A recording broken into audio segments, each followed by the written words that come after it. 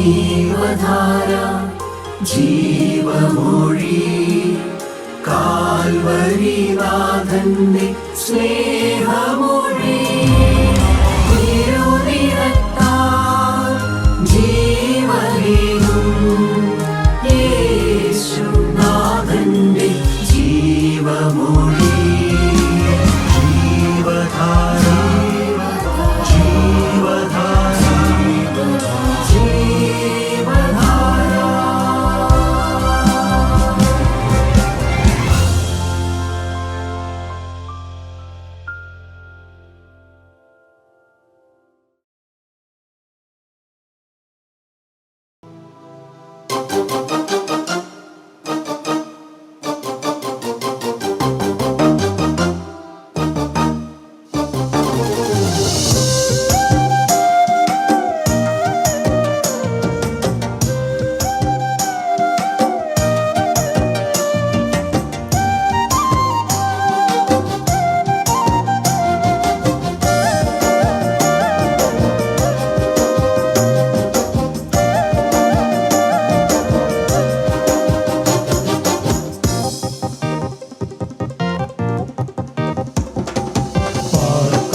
നാഥനോട് കൂടെ പാരിൽ പാർത്തിടും വരെ താങ്ങി നടത്തിയിടും തൃക്കരങ്ങളിൽ ഏറെ സുരക്ഷിതർ നമ്മൾ. പാർക്കും നാഥനോട് കൂടെ പാരിൽ പാർത്തിടും വരെ താങ്ങി നടത്തിയിടും തൃക്കരങ്ങളിൽ ഏറെ സുരക്ഷിതർ നമ്മൾ.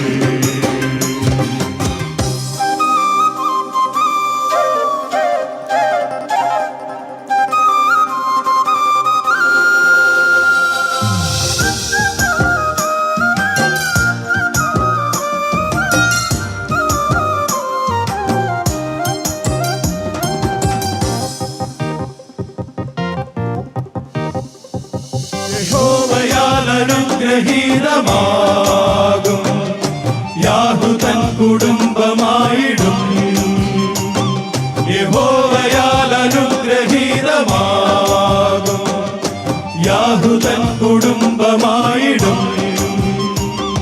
അഗാധ സ്നേഹത്തെ സ്വർഗീയ സ്നേഹത്തെ ആഴമായി രുചിച്ചറിഞ്ഞിടും. അഗാധ സ്നേഹത്തെ സ്വർഗീയ സ്നേഹത്തെ ആഴമായി രുചിച്ചറിഞ്ഞിടും. പാർക്കും നാഥനോട് കൂടെ പാരിൽ പാർത്തിടും വരെ താങ്ങി നടത്തിയിടും തൃക്കരങ്ങളിൽ ഏറെ സുരക്ഷിതർ നമ്മൾ.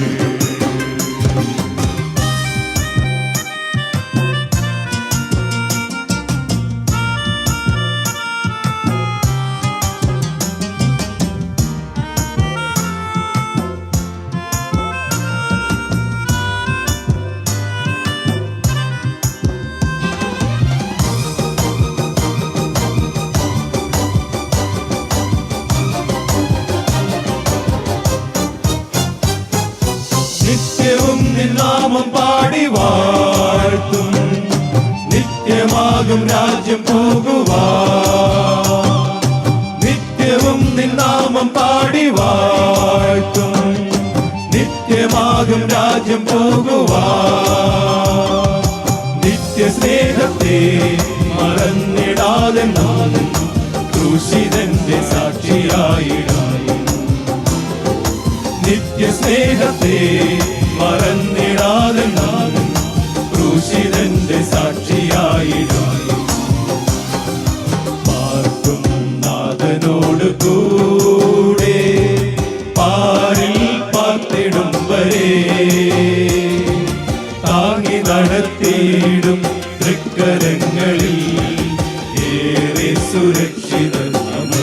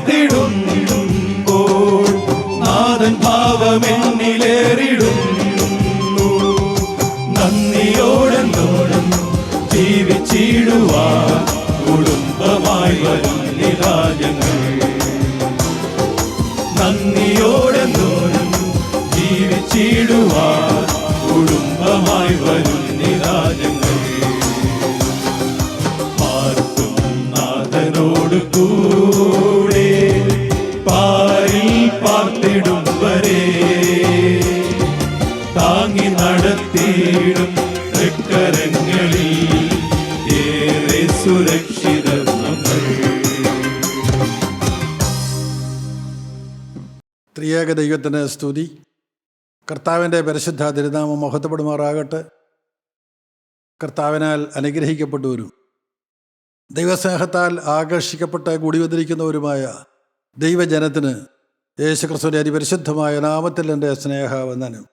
ദൈവം നമ്മെ തക്ക സമയത്ത് വിളിച്ചു. സ്നേഹവാനായ ദൈവം നമ്മെ ഓരോരുത്തരെയും മുന്നറിഞ്ഞു, മുൻ നിയമിച്ചു. തക്ക സമയത്ത് നമ്മെ ഓരോരുത്തരെയും വിളിച്ചു.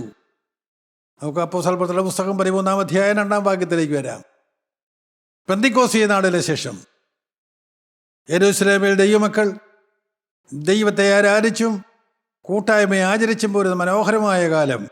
ആ കാലത്ത് അപ്പോസ്തലരുടെ പുസ്തകം 13-ാം അധ്യായത്തിന് 1-2 വാക്യങ്ങൾ വായിച്ചു കേൾക്കാം. അന്ത്യോക്യയിലെ സഭയിൽ ബർന്നബാസ്, നീഗർ എന്നു പേരുള്ള ശീമോൻ, കുറേനക്കാരനായ ലുക്യോസ്, ഇടപ്രഭുവായ ഹെരോദാവോടുകൂടെ വളർന്ന മനായേൽ, ശൗൽ എന്നീ പ്രവാചകന്മാരും ഉപദേഷ്ടാക്കന്മാരും ഉണ്ടായിരുന്നു. അവർ കർത്താവിനെ ആരാധിച്ചും ഉപവസിച്ചും കൊണ്ടിരിക്കുമ്പോൾ ഞാൻ ബർന്നബാസിനെയും ശൗലിനെയും വിളിച്ചിരിക്കുന്ന വേലയ്ക്കായിട്ട് അവരെ എനിക്ക് വേർതിരിപ്പീനെന്ന് പരിശുദ്ധാത്മാവ് പറഞ്ഞു. സ്തോത്രം. മനോഹരമായ കൂട്ടായ്മ നടന്നുകൊണ്ടിരിക്കുമ്പോൾ അവരോട് പരിശുദ്ധാത്മാവാണ് കൽപ്പിക്കുന്നത്. എന്താണ് കൽപ്പിക്കുന്നത്? 2-ാം വാക്യം എന്താണ് വായിച്ചു കേട്ടത്? അന്ത്യോക്യയിലെ സഭയിലുള്ളവർ കർത്താവിനെ ആരാധിച്ച് ഉപവസിച്ചു കൊണ്ടിരിക്കുമ്പോൾ ഞാൻ ബർന്നബാസിനെയും ശൗലിനെയും വിളിച്ചിരിക്കുന്ന വേലയ്ക്കായി അവരെ എനിക്ക് വേർതിരിപ്പീൻ എന്ന് പരിശുദ്ധാത്മാവ് പറഞ്ഞു. നിത്യനായ ദൈവത്തിൻ്റെ ആവശ്യം, ആഗ്രഹം, അഭിലാഷം ആ സഭയെ അറിയിച്ചു. എന്താണ് അറിയിച്ചത്? അപ്പോസ്തലന്മാരുണ്ട്, ഉപദേഷ്ടാക്കന്മാരുണ്ട്, ശ്രേഷ്ഠരായ ദൈവമക്കളുണ്ട്, ആത്മനിറവുള്ളവരുണ്ട്. പെന്തിക്കോസ്തിന് ശേഷമാണല്ലോ. ആ സമയത്താണ് പരിശുദ്ധാത്മാവ് അവരോട് പറയുന്നത്, ഞാൻ ബർന്നബാസിനെയും ശൗലിനെയും വിളിച്ചിരിക്കുന്ന വേലയ്ക്കായി അവരെ എനിക്ക് വേർതിരിപ്പീൻ. ഉണ്ടോ? ബർന്നബാസിനെയും ശൗലിനെയും കർത്താവിൻ്റെ വേലയ്ക്ക് വേണ്ടി വേർതിരിക്കുകയാണ്.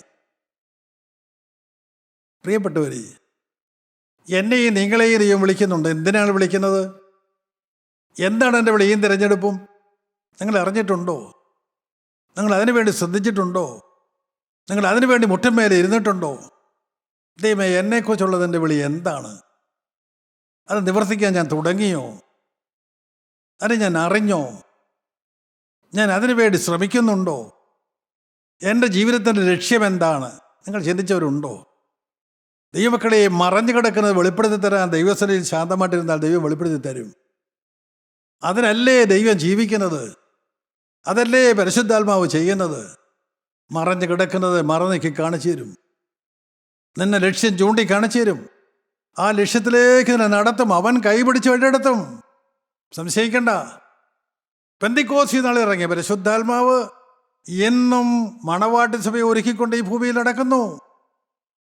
കർത്താവിൻ്റെ 2ാമത്തെ വരവിൻ്റെ 1-ാം ഘട്ടമായ മേഘപ്രത്യക്ഷതയിൽ ദൈവമക്കളെയും കൊണ്ടേ പരിശുദ്ധാത്മാവ് മുകളിലേക്ക് പോകൂ, സ്വർഗത്തിലേക്ക് പോകൂ. അതുവരെ ഇവിടെ വ്യാപരിച്ചുകൊണ്ടിരിക്കുന്നു. അനുദപിക്കുന്ന ഏതോ ഒരു പാപയെ ഹൃദയത്തിൽ അവനിതാ ഇടപെട്ടുകൊണ്ടിരിക്കുന്നു. പാവബോധം കൊടുക്കുന്നു, കണ്ണുനീര് കൊടുക്കുന്നു, അനുതാപം കൊടുക്കുന്നു, തകർന്ന ഹൃദയം കൊടുക്കുന്നു. തകർന്ന ഹൃദയം കൊടുക്കുന്നവന് പാവമോചനം കൊടുക്കുന്നു. മണവാട്ടിയായി അവനെ ഒരുക്കുന്നു. എല്ലാം മനോഹരമായ ദൈവം നിർവഹിക്കുന്നു. എല്ലാം വിശ്വസ്തനായ പരിശുദ്ധാത്മാവ് നിവർത്തിച്ചുകൊണ്ടിരിക്കുന്നു. ആ പരിശുദ്ധാത്മാവാണ് നമ്മൾ വായിച്ചു കേട്ടത്. അന്ത്യോക്യയിലെ സഭയിൽ അവർ കൂട്ടായ്മ ആചരിച്ചുകൊണ്ടിരിക്കുമ്പോൾ ഞാൻ ബർന്നബാസിനെയും ശൗലിനെയും വിളിച്ചിരിക്കുന്ന വേലയ്ക്കായി അവരെ എനിക്ക് വേർതിരിപ്പീനെന്ന് പരിശുദ്ധാത്മാവ് പറഞ്ഞു. ആരാണ് ബർന്നബാസ്? ആരാണ് ശൗല്? നിങ്ങൾക്ക് അത്ഭുതം തോന്നും. ദൈവമക്കളെ, ദൈവം വിളിക്കുന്നത് പരിശുദ്ധന്മാരെയൊന്നുമല്ല, ഞാൻ നീതിമാന്മാരെയല്ല, പാപികളെ എത്രേ വിളിപ്പാൻ വന്നതെന്ന് കർത്താവ് അരുളി ചെയ്തിട്ടുണ്ട്. ഓരോ പാപിയെയും സ്നേഹിക്കുന്ന ദൈവം. ഇന്ന് നിങ്ങൾ വചനം കേട്ടുകൊണ്ടിരിക്കുമ്പോൾ, അയ്യോ എനിക്ക് ഭാരമാണല്ലോ, എനിക്ക് കടമാണല്ലോ, എനിക്ക് രോഗമാണല്ലോ, എനിക്ക് സ്ഥാനവും മാനവുമില്ലല്ലോ, ജീവിതത്തിൽ എന്തെല്ലാം പ്രശ്നങ്ങളാണ്, പ്രതിസന്ധികളാണെന്നൊക്കെ നിങ്ങൾ ഓർക്കും. എല്ലാം കാണുന്നവനുമായ, എല്ലാം അറിയുന്നവനുമായ ഒരു നല്ലവനായ ദൈവം, അവനാണ് നമ്മെ വിളിക്കുന്നത്. ആരാണ് ഈ ബർന്നബാസ്? മർക്കോസിന്റെ സുവിശേഷം 10 അധ്യായം 22 നാം ഈ ബർന്നബാസിനെ കാണുന്നുണ്ട്. കർത്താവിൻ്റെ പരസ്യശുശ്രൂഷ നാളിൽ ഒരിക്കൽ കർത്താവിൻ്റെ മുൻപിൽ വന്ന് ഒരു വ്യക്തി വന്നത് മുട്ടുകുത്തി നടു റോഡിൽ പരസ്യമായി, നല്ല ഗുരോ, നിത്യജീവനെ അവകാശമാക്കാൻ ഞാൻ എന്ത് ചെയ്യണമെന്ന് ചോദിച്ചു. ഇത്ര നല്ല ചോദ്യം. ഒരു വ്യക്തി വാസ്തവത്തിൽ ആശ്രയിക്കേണ്ടതായ, ആഗ്രഹിക്കേണ്ടതായ കാര്യം നിത്യജീവൻ. ആ വ്യക്തി ആരാണ്? സുവിശേഷങ്ങൾ ചേർത്ത് വായിച്ചാൽ, അല്ല ഞാനിവിടെ വായിക്കാൻ ആ വാക്യങ്ങളൊന്നും എടുത്ത് പറയുന്നില്ല. അവനൊരു സമ്പന്നനാണ്, ധനികനാണ്, അവനൊരു യുവാവാണ്, അവനൊരു പരീശനാണ്, അവൻ ന്യായപ്രമാണം പഠിച്ചവനാണ്, ചെറുപ്പം മുതൽ, ഓർമ്മയുള്ള കാലം മുതൽ ന്യായപ്രമാണം മുഴുവൻ ആചരിക്കുന്നവനുമാണ്. അവനാണ് വന്ന് യേശുവിൻ്റെ മുമ്പിൽ മുട്ടുകുത്തിയിട്ട് നല്ല ഗുരോ, നിത്യജീവൻ അവകാശമാക്കുവാൻ ഞാൻ എന്ത് ചെയ്യണമെന്ന് ചോദിച്ചത്. ഭാഗ്യം. പ്രിയപ്പെട്ടവരെ, ഇതെല്ലാ പാരമ്പര്യങ്ങളും അവനുണ്ടായിട്ട്, പരീശനായിട്ട്, ന്യായപ്രമാണം മുഴുവൻ പഠിക്കുകയും പഠിപ്പിക്കുകയും ചെയ്യുന്നവനായിട്ട്, ചിട്ടപ്രകാരം ജീവിക്കുന്നവനായിട്ട് അവൻ ഒരു കാര്യം പിടികിട്ടി: ഞാൻ നിത്യജീവൻ്റെ ഉടമയല്ല. ഈ കാഴ്ചപ്പാട് സഹോദര ഇന്ന് എത്ര പേർക്കുണ്ട് ഈ സമൂഹത്തിൽ? സഭകൾ അനേകമുണ്ടല്ലോ, ആരാധനകളെല്ലാം ഉണ്ടല്ലോ, എല്ലായിടത്തും ഉണ്ടല്ലോ. ഇന്നെനിക്ക് നിത്യജീവൻ്റെ അവകാശമില്ല എന്ന് തിരിച്ചറിയുന്ന എത്ര പേര് ഇന്നത്തെ തലമുറയിലുണ്ട്? ആ യുവാവിനെ തിരിച്ചറിഞ്ഞു. അവൻ നടു റോഡിൽ പരസ്യമായി മുട്ടുകുത്തി. അവൻ രഹസ്യമായിട്ടുള്ള പരസ്യമായിട്ടാണ് ചോദിച്ചത്, നല്ല ഗുരു, നിത്യജീവനെ അവകാശമാക്കുവാൻ ഞാൻ എന്ത് ചെയ്യണം? നബേലോസിൽ വായിക്കുന്നു, കർത്താവിനെ നോക്കി. എവിടെ? ഹൃദയത്തിലേക്ക് നോക്കി. ഞാൻ ന്യായപ്രമാണം ആചരിക്കുന്നവനാണ് എന്ന് പറഞ്ഞപ്പോൾ കർത്താവിൻ്റെ ഹൃദയത്തിലേക്ക്. കർത്താവിനെ നോക്കി അവനെ സ്നേഹിച്ചു. ഒരു കുറവ് നിനക്കുണ്ട്. സഹോദര, ദൈവസന്നിധിയിൽ താണിരുന്നതിൻ്റെ കുറവുകൾ കണ്ടുപിടിക്കുന്നതിന് വേണ്ടി, കുറവുകൾ നിനക്ക് വെളിപ്പെടുത്തുന്നതിന് വേണ്ടി നീ പ്രാർത്ഥിക്കുന്ന വ്യക്തിയാണോ? ഒന്നിനു പുറകെ ഒന്നായി എത്ര പാപങ്ങൾ പരിശുദ്ധാത്മാവ് നിനക്ക് കാണിച്ചു തരും. എന്നാൽ ഈ വ്യക്തിയോട് കർത്താവ് യേശു നേരിട്ട് പറഞ്ഞു, ഒരു കുറവ് നിനക്കുണ്ട്. എന്തൊരു ഭാഗ്യം! ഒരു കുറവങ്ങ് നീക്കിയാൽ, ആ കല്ലങ്ങ് മാറ്റിയാൽ, ഇതാ അവിടെ ജീവൻ വരും. കല്ലറയ്ക്കുള്ളിൽ ചീഞ്ഞു നാറി കിടക്കുന്ന ലാസർ ജീവിക്കും. എന്ത് ജീവിക്കും? ജീവൻ തരാനവൻ വന്നിട്ടുണ്ട്. എൻ്റെ പ്രിയപ്പെട്ടവരെ, കല്ല് മാറ്റാമോ? ഹൃദയം തുറക്കാമോ? പാപങ്ങൾ എന്താണെന്ന് ഏറ്റു പറയാമോ? കണ്ടുപിടിക്കാമോ? ഒരു കുറവ് നിനക്കുണ്ട്. എന്താണ് ആ കുറവ്? നിനക്കുള്ളതെല്ലാം പറ്റി ദരിദ്രർക്ക് കൊടുക്കുക, അപ്പോൾ സ്വർഗത്തിൽ നിനക്ക് നിക്ഷേപം ഉണ്ടാകും. പിന്നെ വന്ന് എന്നെ അനുഗമിക്കുക. ഇന്ന് നിനക്ക് കുറേ സമ്പത്തൊക്കെ ഉണ്ട്. എന്താണെന്നറിയാമോ? എനിക്ക് പ്രകടമായ പാപങ്ങളില്ല. ഞാൻ നല്ല ഒന്നാം തരം കൂട്ടായ്മക്കാരനാണ്. ഞാൻ നല്ല ക്രിസ്ത്യാനിയാണ്. ഞാൻ പള്ളിയിൽ പതിവായി പോകുന്നുണ്ട്. ഞാൻ വേദോസം വായിക്കുന്നുണ്ട്. 2 നേരവും പ്രാർത്ഥിക്കുന്നുണ്ട്. കുടുംബമായ ദൈവത്തെ ആരാധിക്കുന്നുണ്ട്. എന്നെ കൊണ്ട് ചെയ്യാവുന്ന നന്മയെല്ലാം ചെയ്യുന്നുണ്ട്. ഞാൻ ആരുടെയും പിടിച്ചു പറിക്കുന്നില്ല. ഒത്തിരി നന്മകളെല്ലാം ഉണ്ട്. ഒരു കുറവ് നിനക്കുണ്ട്. നിനക്കുള്ളതെല്ലാം വിൽക്കുക. മനസ്സിലാകുമോ? ഇന്നത്തെ തലമുറയ്ക്ക് മനസ്സിലാകുമോ? നിനക്ക് എന്തെല്ലാം ഉണ്ട്? ഞാനൊരു ഭക്തനാണെന്ന് തോന്നൽ, ഞാനൊരു നീതിമാനാണെന്നുള്ള ധാരണ. നിന്റെ ഈ പൊയ് മുഖം വലിച്ചെറിയ്. നിന്റെ ഈ നീതിயின் വസ്ത്രം ഊരിക്കള. യെശയ്യാപ്രവാചകന്റെ പുസ്തകം 64 അധ്യായം 6 വാക്യത്തിൽ, പാപബോധം കിട്ടിയ ഇസ്രായേൽ ജനം ദൈവത്തിൽ ഏറ്റവും അകന്നുപോയ ജനമാണ്. എന്ന പ്രവാചകന്റെ വചനം കേട്ട് പാപബോധം കിട്ടിയ ജനം പറയുന്നുണ്ട്, ഞങ്ങളുടെ നീതിപ്രവൃത്തികൾ കറ പുരണ്ട തുണി. സ്തോത്രം. പ്രിയപ്പെട്ടവര്, ഇത് നിങ്ങൾ കണ്ടെത്തുമോ? നിങ്ങൾ കർത്താവിലേക്ക് നോക്കി നിങ്ങളുടെ ഉൾക്കണ്ണുകൾ തുറന്നു കിട്ടുമോ?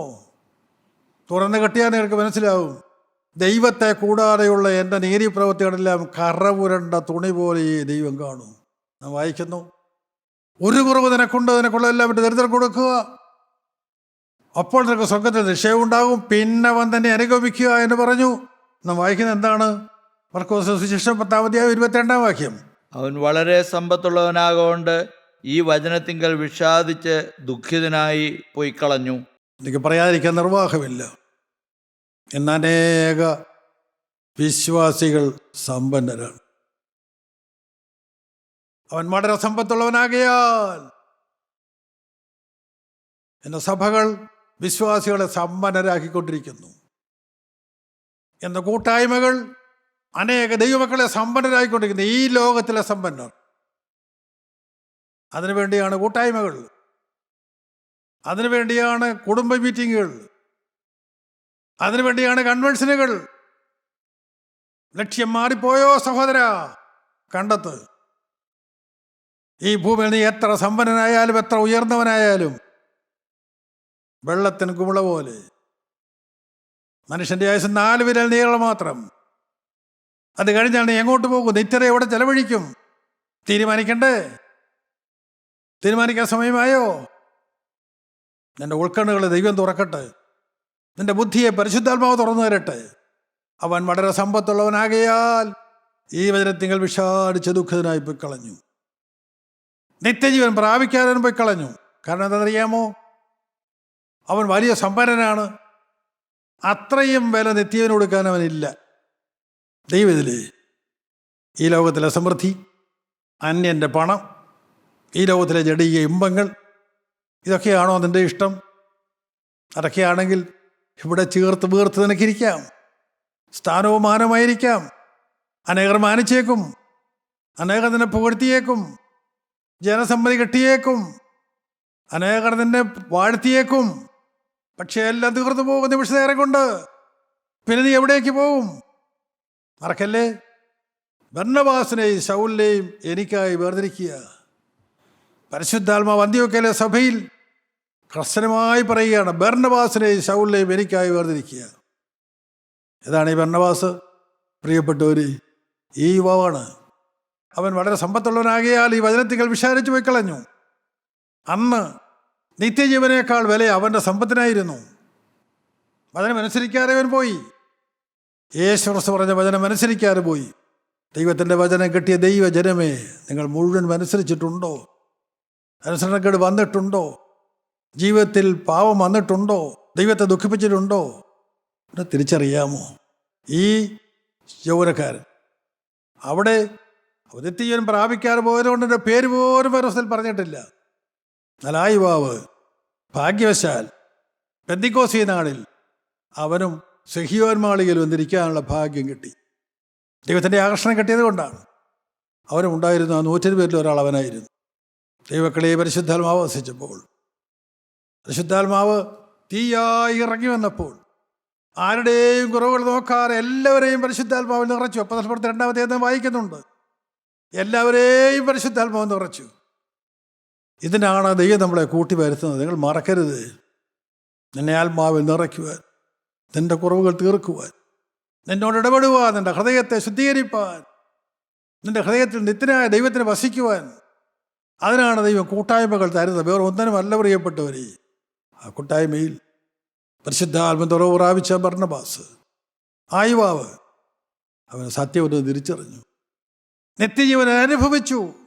തൻ്റെ സ്വത്ത് വിറ്റ് ദരിദ്രം കൊടുക്കാൻ മടിയനായിരുന്ന ആ യുവാവ് പെന്തിക്കോസ്തി നാളിലെ പരിശുദ്ധാത്മ തുറവ് പ്രാപിച്ചപ്പോൾ അവൻ ദൈവത്തിലായി മാറി. ഇപ്പോഴവന് മനസ്സിലായി, എൻ്റെ സമ്പത്തെന്ന് പറയുന്നത് എനിക്ക് ഒന്നുമല്ല. സ്തോത്രം. രസത്തിലുണ്ട്. പുസ്തകത്തിൽ തുടർന്ന് നമുക്ക് വായിക്കുമ്പോൾ കാണാം, അവൻ തനിക്കുണ്ടായിരുന്ന നിലമൊക്കെയും വിറ്റ് പോസന്മാരുടെ കാൽക്കൽ കൊണ്ടുവന്ന് വെച്ചു. ഒരിക്കൽ വയ്ക്കാൻ മടിയുണ്ടായിരുന്നത് ആത്മാവിനെ പ്രാപിച്ചു കഴിഞ്ഞപ്പോൾ അവന് മടി പോയി. ആത്മാവിനെ പ്രാപിക്കുന്നതിന് മുമ്പ് വിലയുണ്ടായെന്ന് തോന്നിയിരുന്നത് ആത്മാവിനെ പ്രാപിച്ചു കഴിഞ്ഞപ്പോൾ വിലയില്ലാത്തായി അവന് തോന്നി. ഇത് തന്നെയാണ് അപ്പോസ്തലനായ പൗലോസും പറഞ്ഞത്. എനിക്ക് അഭിമാനമായിരുന്നൊക്കെ എനിക്ക് അപമാനമായി ഞാൻ കാണുന്നു. എല്ലാം ഞാൻ ചപ്പെന്നും ചവറെന്നും എണ്ണുന്നു. ഗമാലിയേലിൽ അഭ്യാസം തികച്ചവൻ, റോമ പൗരൻ, മറ്റേ ഏറ്റവും വലിയ തിയോളജിയൻ, മഹാപുരോഹിതന്മാരുടെ കണ്ണിലുണ്ണി എല്ലാമായിരുന്നു ശൗല്. അതൊക്കെയായിരുന്നു അവന് വില. അവന് തൊപ്പിയുടെ തൂവൽ അതൊക്കെയായിരുന്നു. കർത്താവിനെ കണ്ടു കഴിഞ്ഞപ്പോൾ, ദമസ്കോസിന്റെ വടിവാരക്കൽ വെച്ച് കർത്താവിനെ കണ്ടു കഴിഞ്ഞപ്പോൾ തനിക്ക് ലാഭമായിരുന്നൊക്കെയും ഛേദമെന്ന് ശൗലെണ്ണി. തനിക്ക് അഭിമാന വിഷയമായിരുന്ന എല്ലാം ചപ്പെന്നും ചവറെന്നും എണ്ണി. സഹോദര, ഇന്ന് നിനക്ക് ജഡസുഖം തരുന്ന, ഇന്ന് നിനക്ക് സന്തോഷം തരുന്ന ജഡീയ ഉല്ലാസങ്ങൾ അതിനോടൊന്ന് യാത്ര പറയാമോ? കാരണം നീ ഉണ്മയായ സന്തോഷത്തെ അനുഭവിച്ചിട്ടില്ല. സാക്ഷാത്തായ സമാധാനം നിനക്ക് കിട്ടിയിട്ടില്ല. അത് കിട്ടിക്കഴിഞ്ഞാൽ നീ ഒരിക്കലും പിന്നെ ഈ ലോകത്തിൻ്റെ പുറകെ പോവുകയില്ല, ഈ ലോകത്തെ സ്നേഹിക്കുകയില്ല. യേശുവിൻ്റെ കാൽക്കൽ വെക്കാഞ്ഞത് അപ്പോസ്തലന്മാരുടെ കാൽക്കൽ വെക്കാനായി അവന് കഴിഞ്ഞു. അവനെ ദൈവം കണ്ടു, തൻ്റെ വേലയ്ക്കായ ദൈവം വേർതിരിച്ചു. അവനത്രേ ബർന്നബാസ്. ഈ തലമുറയിലും കർത്താവിന് ബർന്നബാസ്മാർ വേണം. നിൽക്കാമോ? വിളിക്കുന്നുണ്ട്, ഓരോരുത്തരെയും വിളിക്കുന്നുണ്ട്, പേർ ചൊല്ലി വിളിക്കുന്നുണ്ട്, പിന്നെ ഓമനപ്പേർ ചൊല്ലി വിളിക്കുന്നുണ്ട്. നിൽക്കാമോ? കർത്താവെ, ഞാനൊരാൾ നിന്നുകൊള്ളാം. പറയാമോ? ഒരു വാക്ക് കർത്താവിനോട് പറയാമോ? എൻ്റെ പ്രിയപ്പെട്ടവർ, യെശയ്യാ പ്രവാചകനായിരുന്നല്ലോ. യെശയ്യാ വളരെ ശ്രേഷ്ഠനായ പ്രവാചകനായിരുന്നു. യെശയ്യാ കർത്താവിൻ്റെ വേല ചെയ്തു. യെശയ്യാ പ്രവാചകന്റെ പുസ്തകത്തെ 5 അധ്യായങ്ങൾ വായിക്കുമ്പോൾ നിശ്ചിതമായി ഈ സമൂഹത്തെ അദ്ദേഹം വിമർശിക്കുന്നുണ്ട്. യെശയ്യാവ് പുരോഹിതന്മാർക്ക് കഷ്ടം, അവർക്ക് കഷ്ടം, ഇവർക്ക് കഷ്ടം ഒക്കെ പറഞ്ഞു. പക്ഷേ യെശയ്യാ പ്രവാചകന്റെ പുസ്തകം 6-ാം അധ്യായത്തിലേക്ക് വരുമ്പോൾ അവിടെ നാം കാണും, ഉസ്സിയാവ് മരിച്ചയാണ്ടിൽ യഹോവ ഉയർന്നും പൊങ്ങിയുള്ള സിംഹാസനത്തിലിരിക്കുന്ന യെശയ്യാവ് കണ്ടു. എന്താണ് ഇതുവരെ കാണാഞ്ഞത്? യെശയ്യാവിൻ്റെ ആത്മകണ്ണുകൾ തുറന്നു കിട്ടിയിരുന്നില്ല. എന്തുകൊണ്ട്? യെശയ്യാ പ്രവാചകനല്ലേ, ദൈവം കണ്ട പ്രവാചകനല്ലേ, ദൈവം ഏൽപ്പിച്ചതല്ലേ ചുമതലകളെല്ലാം. അതെ, എല്ലാം ശരിയാണ്.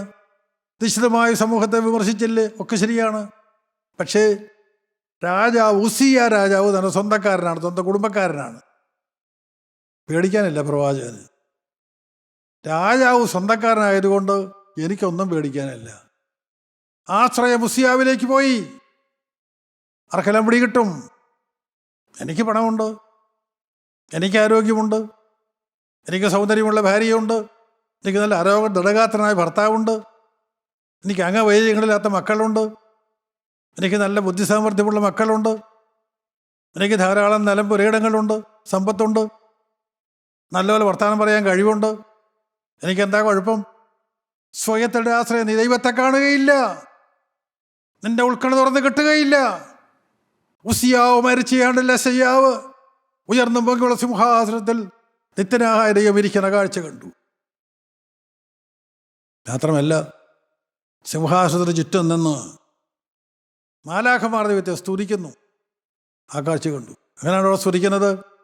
6 ചിറകുള്ള ശ്രോപ്പയന്മാർ, പൊന്നുകൊണ്ട് നിർമ്മിക്കപ്പെട്ടവരും ദൈവതേജസ്സോട് നിറഞ്ഞവരുമായ ശ്രോപ്പയൻ മാലാഖമാർ, ദൈവത്തെ ആരാധിക്കുന്ന മാലാഖമാർ.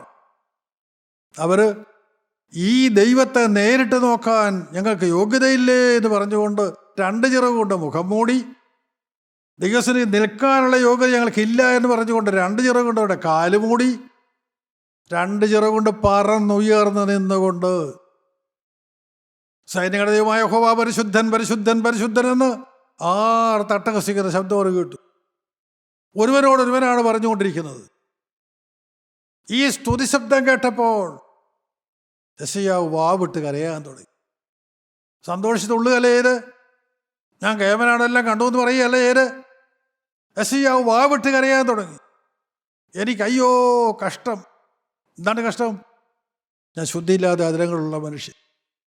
കള്ളു കുടിക്കാൻ പോയിട്ടല്ല, പരസ്ത്രീയെ ചുംബിക്കാൻ പോയിട്ടല്ല. എന്താണ് പറയാൻ കാരണം? ദൈവമേ, ഈ ഭൂമിയിൽ ജനിക്കുന്ന ഓരോ മനുഷ്യനും സൃഷ്ടിച്ചതാരാണെന്ന് തിരിച്ചറിഞ്ഞിട്ട് ദൈവത്തെ നിരന്തരം സ്തുതിക്കേണ്ടവനാണ്, ഇടപെടാതെ സ്തുതിക്കേണ്ടവനാണ്. നാം കേൾക്കാറില്ലേ? സ്തുതിയും സ്തോത്രവും പ്രഭയും പുകഴ്ചയും മാഞ്ഞു പോകാത്ത നല്ല നിത്യവും സദാ ഇപ്പോഴും ഇടപെടാതെ കരേറ്റവും ഞങ്ങളെ യോഗ്യരാക്കണമേ. ഇത് പ്രാർത്ഥിക്കുന്നവരാണ് നാം. അത് പ്രാർത്ഥിച്ച പിതാക്കന്മാരുടെ പാരമ്പര്യമുള്ള സഭയിലുള്ളവരാണ് നാം. ആ സ്തുതി ഉണ്ടോ സഹോദര? അതില്ലെങ്കിൽ നീ കടക്കാരനാണ്. അയ്യോ, ഞാൻ അരിഷ്ട മനുഷ്യൻ. കരയുമോ? കരയാൻ തുടങ്ങുമോ? പാരമ്പര്യങ്ങൾ വലിച്ചെറിയുമോ? സ്തോത്രം. ലോകം തരുന്ന സ്ഥാനമാനങ്ങൾ എടുത്തെറിഞ്ഞുകളാ. രട്ടെടുത്ത് തറയിലിരിക്ക്, വെണ്ണീറിലിരിക്ക്, ദൈവസ്ഥലിരിക്ക്. ദൈവത്തിന് ഹൃദയം തുറക്കും. അയ്യോ, ഞാൻ അരിഷ്ട മനുഷ്യൻ. കരയാൻ ആരെങ്കിലും ഉണ്ടോ? അന്നല്ല അവിടെ ചെന്നാൽ ഒരു കാര്യം സത്യമാണ്. ദൈവത്തിൻ്റെ ദൂതൻ അവിടെ യാഗപീഠത്തിൽ നിന്ന് തീക്കനൽ കൊടില് കൊണ്ടെടുത്തുകൊണ്ട് വന്ന് നിൻ്റെ അധരങ്ങളെ തൊടുവിക്കും. എൻ്റെ അധരങ്ങൾ അശുദ്ധമാണെന്ന് പറഞ്ഞ് കരയുന്നവനെ അവൻ്റെ അധരങ്ങളിൽ തീക്കട്ട കൊടുവയ്ക്കുന്ന ഒരു ദൈവമുണ്ട്. ഏതാണ് ആ തീക്കട്ട? ഗോകുൽത്തായിലെ മരക്കുരിശിൽ ദൈവകോപ തീയിൽ വെന്തെറിഞ്ഞ തീക്കട്ട. ആ തീക്കട്ടത്തിനെ തൊടുവിച്ചല്ലാതെ നിനക്ക് പാപത്തിന് പരിഹാരമില്ല. നിനക്ക് പ്രാഗൽഭ്യമില്ല. നിനക്ക് എഴുന്നേക്കാൻ ഒക്കുകയില്ല. ഏൽപ്പിച്ചു കൊടുക്കാമോ? ആ തീക്കട്ട ദൂതൻ കൊണ്ടുവന്ന് കുടിൽമേലെടുത്ത് കൊണ്ടുവന്ന് കൈ കൊണ്ടെടുക്കുകയല്ല, കൈ കൊണ്ടെടുക്കാനുള്ള യോഗ്യതയില്ല. അവൻ്റെ നാവിനെ തൊടുവിച്ചിട്ട് പറഞ്ഞു, ഇതിൻ്റെ അധരങ്ങളെ തൊട്ടതിനാൽ നിന്റെ പാപത്തിന് പരിഹാരം വന്നിരിക്കുന്നു. നിന്റെ അകൃത്യം നീങ്ങിയിരിക്കുന്നു. സഹോദര സഹോദരി, ഈ തീക്കട്ട തന്നെ ഒന്ന് തൊടാൻ നിനക്ക് തന്നെ താഴ്ത്തി കൊടുക്കാമോ? ഏൽപ്പിച്ചു കൊടുക്കാമോ? താവേ, ഞാൻ അത്യാവശ്യക്കാരാണ്, നിനക്കൊന്ന് പറയാമോ? ആ തീക്കട്ട തൊടുവിച്ചു. അകൃത്യങ്ങൾ മാറി, പാപങ്ങൾ മോചിക്കപ്പെട്ടു, സ്വർഗത്തിൽ നിന്ന് സാക്ഷിച്ചു. അടുത്ത ശബ്ദം, സ്വർഗത്തിലെ ശബ്ദം. ആർ നമുക്ക് വേണ്ടി പോകും? ആർ നമുക്ക് വേണ്ടി പോകും? നശിക്കുന്ന സമൂഹത്തെ വീണ്ടെടുക്കാൻ ആര് പോകും? ആ ശബ്ദമാണ് ശിയോവ് കേൾക്കുന്നത്. കേട്ട മാത്രയിൽ പാപത്തിന് പരിഹാരം വന്നു എന്ന ബോധ്യം കിട്ടിയ ശിയ പറഞ്ഞു, യഹോവേ, അടിയനെ അയക്കണമേ, അടിയനെ വയ്ക്കൊല്ലാം. ദൈവത്തിലെ ഈ തലമുറയിൽ നശിക്കുന്ന തലമുറകളെ വീണ്ടെടുക്കാൻ, കത്തിക്കൊണ്ടിരിക്കുന്ന കൊള്ളികളെ തീയിൽ നിന്ന് വലിച്ചെടുക്കാൻ ദൈവത്തിനെ വിളിക്കുന്നു. മനസ്സാണോ? അങ്ങനെ സഹോദര, നിനക്ക് ദൈവം കുറെ താരന്ത് തന്നിട്ടുണ്ട്. നിന്റെ ഭാര്യയെ ദൈവം നിനക്ക് ആദ്യത്തെ താരന്താണ്. നിനക്ക് തന്നെ മക്കൾ ദൈവം നിനക്ക് തന്നെ പിന്നീട് തന്നതായ താരന്തുകളാണ്. നേടിയോ? വിശ്വസനായോ? 5 താരന്ത് കൊടുത്തവൻ 5 താരന്ത് നേടിയപ്പോൾ വിശ്വസനും നല്ലവനുമായ ദാസനെ എന്ന് വിളിച്ച ദൈവം 2 താരന്ത് കൊടുത്തവൻ 2 താരന്ത് നേടിയപ്പോൾ വിശ്വസനും നല്ലവനുമായ ദാസനെ എന്ന് വിളിച്ചവനായ ദൈവം നിനക്കും തന്നിട്ടുണ്ട് താരന്ത്. നിന്റെ കഴിവിനൊത്ത ദൈവം താരന്ത് തന്നിട്ടുണ്ടോ? നേടിയോ? താരന്തുകളിൽ നിന്ന് നേടിയോ? ഇല്ല എങ്കിൽ ഒരു ശബ്ദം കേൾക്കാം. ദുഷ്ടനും മടിയനുമായ ദാസനെ ദൈവത്തിലെ അദ്ദേഹത്തെ കൊണ്ട് നമുക്ക് മാറ്റി പറയിപ്പിക്കാം. കർത്താവേ, ഞാൻ ഇന്നു മുതൽ മനസ്സാണ്, ഇന്നു മുതൽ എനിക്ക് മനസ്സാണ്. പറയാമോ? ഒരു വാക്ക് ദൈവത്തോട് പറയാമോ? സർവ്വനന്മകൾ ആരും നിറയ്ക്കും. ഭരണവാസനെ ദൈവം വിളിച്ച് വേർതിരിച്ചു. പ്രിയപ്പെട്ടവരെ, ഒരു സമർപ്പണമെടുത്തു. ആ ഭരണവാസനെ പരിശുദ്ധാത്മാവ് തൻ്റെ വേലയ്ക്ക് വേണ്ടി വിളിച്ചു. ഭരണവാസനെ ഈ ശൗലാരാണ് നിങ്ങൾക്കറിയാം. ശൗലാരാണ്? ദൈവമക്കളെ ഉപദ്രവിച്ചുകൊണ്ട് നടന്നവൻ.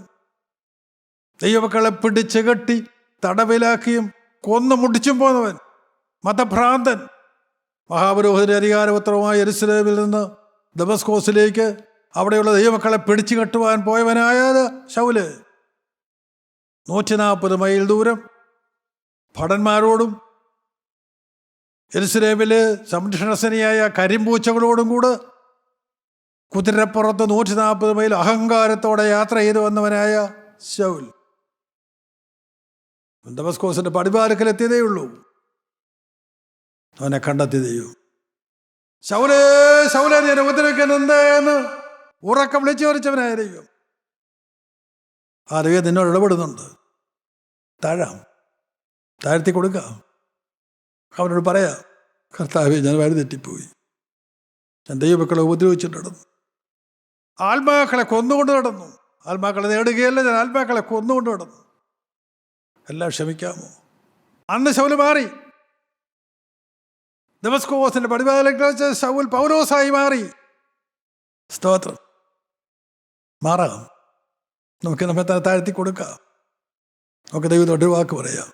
കർത്താവേ, ശൗലിനെ പൗലോസാക്കിയ ദൈവമേ, ശീമോനെ പത്രോസാക്കിയ ദൈവമേ, മക്കളക്കാരെ മറിയെ സുവിശേഷകയാക്കി മാറ്റിയ ദൈവമേ, അവിടത്തേക്ക് എല്ലാം കഴിയുമല്ലോ. എന്നെ ശുദ്ധീകരിക്കണമേ, എന്നെ കഴുകണമേ. എല്ലാം ഏൽപ്പിച്ചു കൊടുക്കുന്നുണ്ട്. നമുക്ക് നമ്മുടെ ഹൃദയങ്ങളെ തുറക്കാം. നമുക്ക് നമ്മെ താഴ്ത്തി കൊടുക്കാം.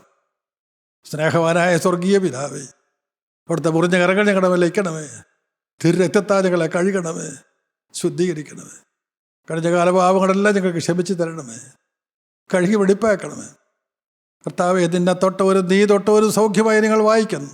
ഇപ്പോൾ കർത്താവേ, നിന്റെ പരിശുദ്ധകരം എന്നെ തൊടണമേ. തിരുരക്തത്താൽ കഴുകണമേ, ശുദ്ധീകരിക്കണമേ. ശത്രുവിനെ ബലസിച്ചകറ്റണമേ. അധികാരമുള്ള ദൈവപുത്രാവിടുന്ന് ഈ ഹൃദയത്തിലേക്ക് അധികാരത്തോടെ കടന്നു വന്ന് എൻ്റെ ഹൃദയത്തിലെ സിംഹാസനത്തിൽ നയിക്കണമേ, നടത്തണമേ, ഭരിക്കണമേ. രണ്ടാമത്തെ വരവിനായി ഞങ്ങളെല്ലാവരും ഒരുക്കണമേ. മാനവ മുഖത്തോടെ എടുക്കണമേ. യേശു ക്രിസ്തുവിൻ്റെ അതിപരിശുദ്ധ നാമത്തിൽ തന്നെ ആമേൻ.